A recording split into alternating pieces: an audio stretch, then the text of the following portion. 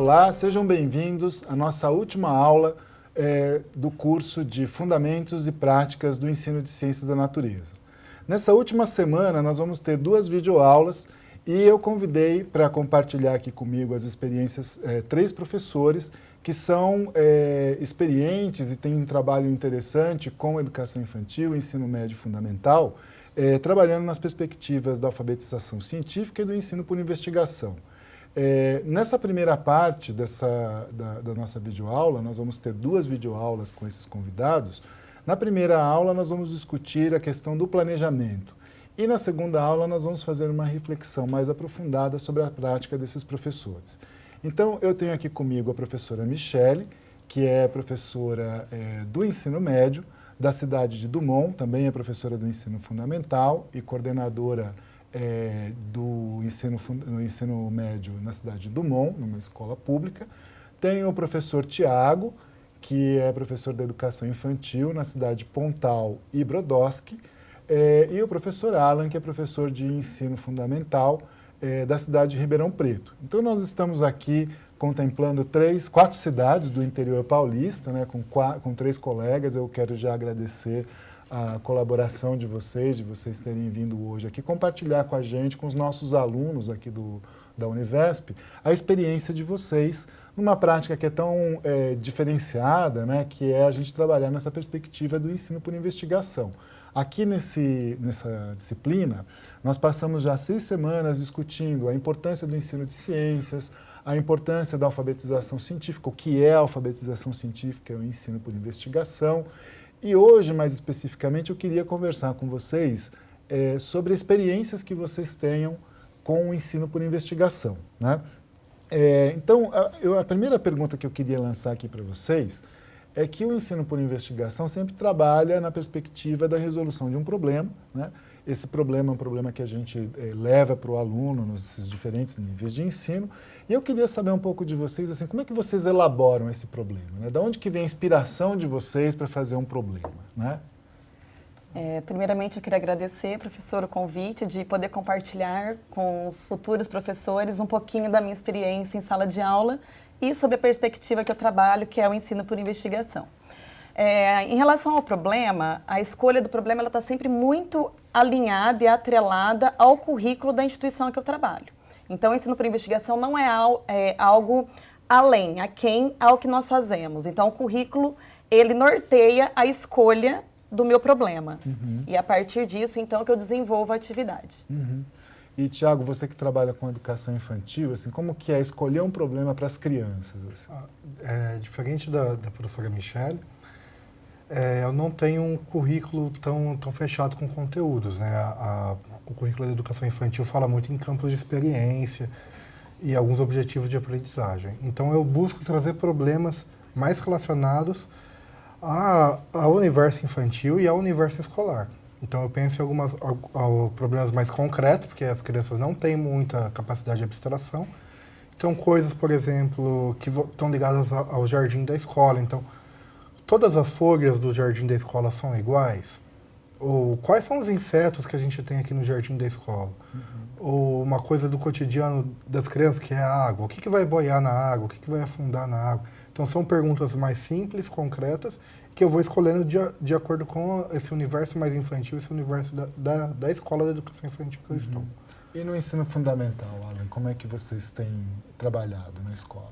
Então, Marcelo, é algo que eu julgo muito importante na hora de desenvolver um problema com meus alunos, é fazer um diagnóstico de quem são esses alunos. Então, entrar no universo deles, o que eles fazem, o que eles escutam, o que eles assistem.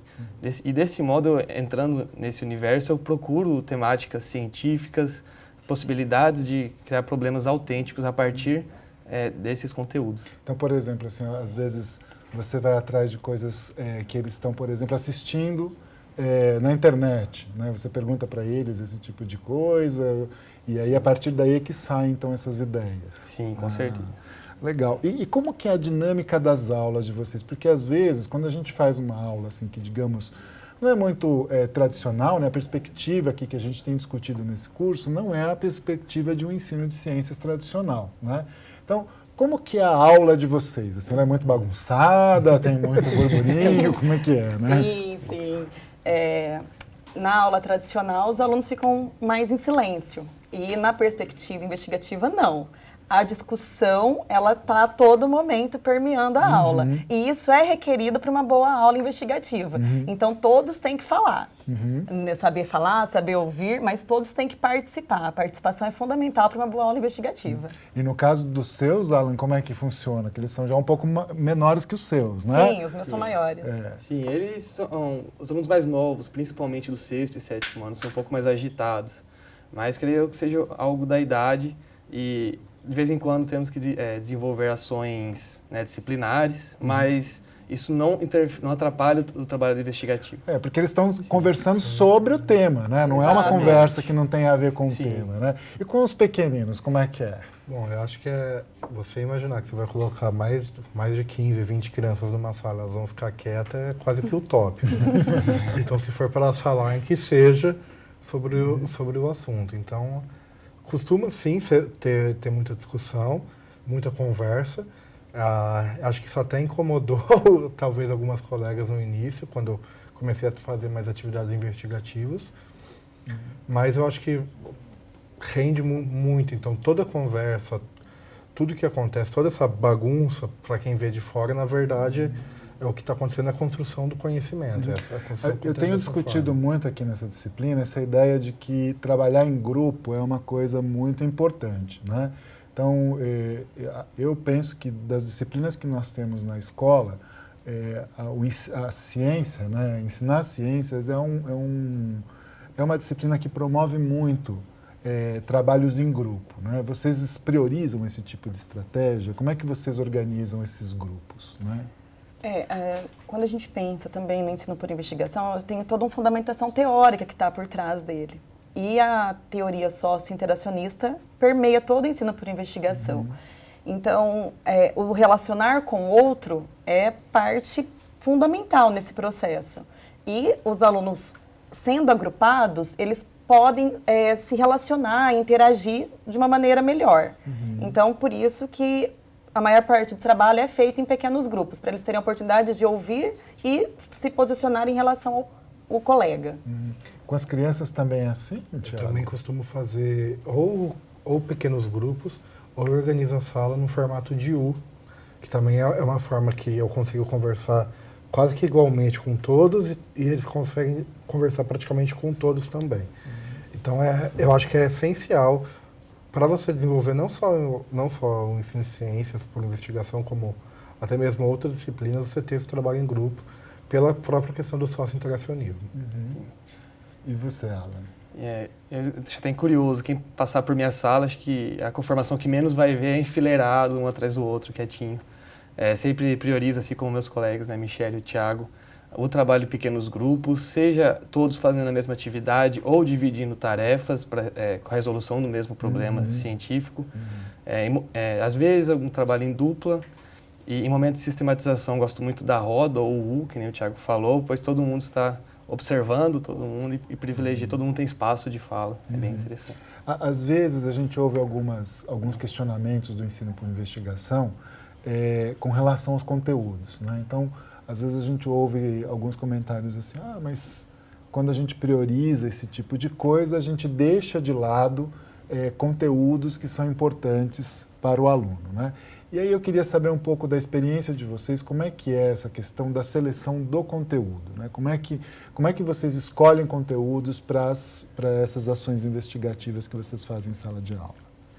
Em relação ao conteúdo, eu acho que o que vale ressaltar é que, para o ensino por investigação, existem níveis de abertura na proposta investigativa. Quando a gente está no ensino médio, o tempo de aula realmente ele é bem menor, né? São apenas 2 aulas de 50 minutos.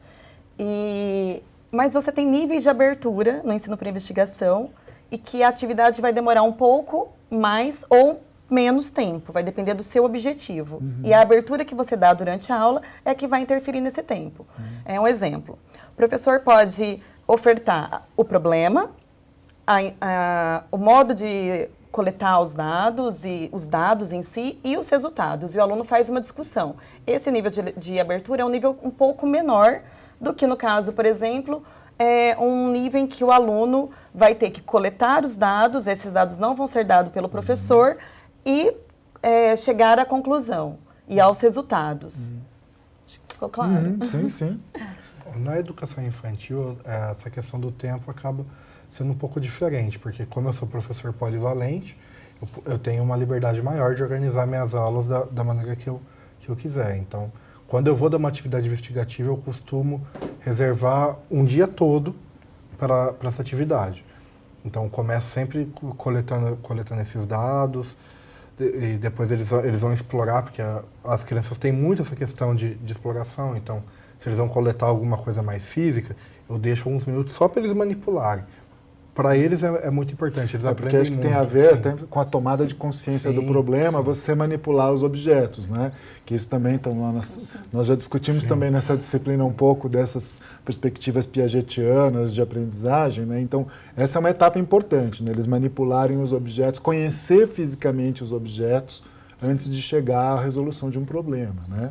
Depois ocorre uma discussão e eu tento sempre também fazer uma produção desse trabalho investigativo para expor para a escola. Então, tentar fazer algum cartaz ou algum E as desenho. crianças fazem? As crianças fazem, né? Eu proponho as crianças fazem. Eventualmente, eu faço a parte escrita, que eles ainda não são alfabetizados.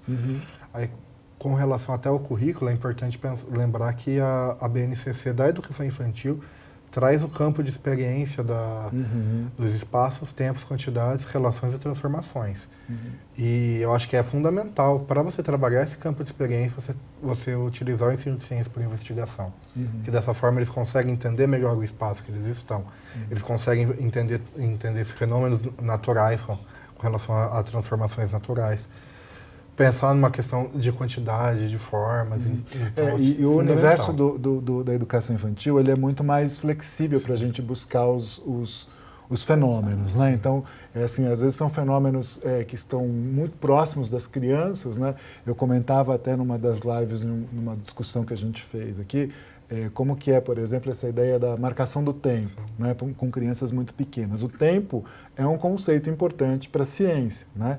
Então, até, por exemplo, quando você, ao longo de um ano, né, observa a floração de várias plantas, você tem uma marcação de tempo que não é um tempo de relógio, não é um tempo... É uma outra cronologia, né? Uma cronologia, digamos, mais biológica. E eu acho que isso é bacana para as crianças, né? Porque as crianças precisam mesmo dessa coisa mais concreta, né? mais fácil de entender do que um número e um ponteiro ali no relógio. Isso também vai ser importante num determinado momento, mas o ensino de ciências eu acho que pode contribuir com isso, essas questões que são mais próximas e concretas dos alunos, né? Com os alunos do ensino fundamental 2 já é um pouco diferente, né? Sim, Marcelo. Em relação ao que você perguntou sobre a seleção de conteúdos, acho que existe um senso comum pedagógico de que qualquer metodologia ou abordagem didática alternativa tradicional vai necessariamente reduzir os conteúdos que o professor passa. Mas com pouco tempo que eu já estou dando aula, eu percebi que isso é um equívoco. Que, no meu caso, eu seleciono conteúdos a partir do referencial curricular do município de Ribeirão Preto e esses conteúdos consigo trabalhar o ensino por investigação. Com, às vezes, um problema eu consigo abordar vários conteúdos, é algo que transpassa, tem vários tópicos, então transpassa vários tópicos. Então, é algo que e foi bom você lembrar disso, porque às vezes as pessoas também acham que conteúdo é conceito, né? E o ensino por investigação, ele vai para além de conceitos, né? Então, a gente tem ali toda uma reflexão sobre o fazer científico, sobre a natureza da ciência, que esse também é um conteúdo importante, né? Então, às vezes, tem professor que acha que se for trabalhar numa perspectiva mais investigativa, a quantidade de conceitos vai diminuir. É possível que algumas coisas diminuam, mas em termos de profundidade e reflexão mais madura do conceito, eu acho que o ensino por investigação traz mais vantagens. Sim, né? porque quando você fala de conceito, você está abordando apenas uma dimensão que é só a parte de termos e conceitos. Mas você não fala sobre como a ciência é produzida, que é o fazer científico, e também não aborda a relação desse conhecimento científico com a sociedade, com a tecnologia e a questão do meio ambiente, que é muito importante fazer todo esse paralelo, essa discussão. Tá certo. Eu agradeço bastante vocês. Eu acho que foi uma videoaula bastante diferente, né? Em que os nossos alunos puderam ouvir quem tem experiência na área, afinal de contas são colegas, são nossos futuros colegas que estão aí, né? E que ouviram aí um pouco desse compartilhamento de como que é esse planejamento do ensino por investigação. Bom, na próxima aula, na última videoaula dessa semana, nós vamos então, ainda conversando com esses colegas, discutir as vantagens e as desvantagens do ensino por investigação. Bom, na próxima videoaula dessa semana, nós vamos discutir então os aspectos das vantagens e das desvantagens de trabalhar com o ensino por investigação, ainda com os nossos colegas aqui na nossa mesa, discutindo um aspecto também que é muito importante, que é uma reflexão mais profunda sobre o ensino por investigação. Eu espero que vocês tenham gostado dessa videoaula e até a próxima. Obrigado.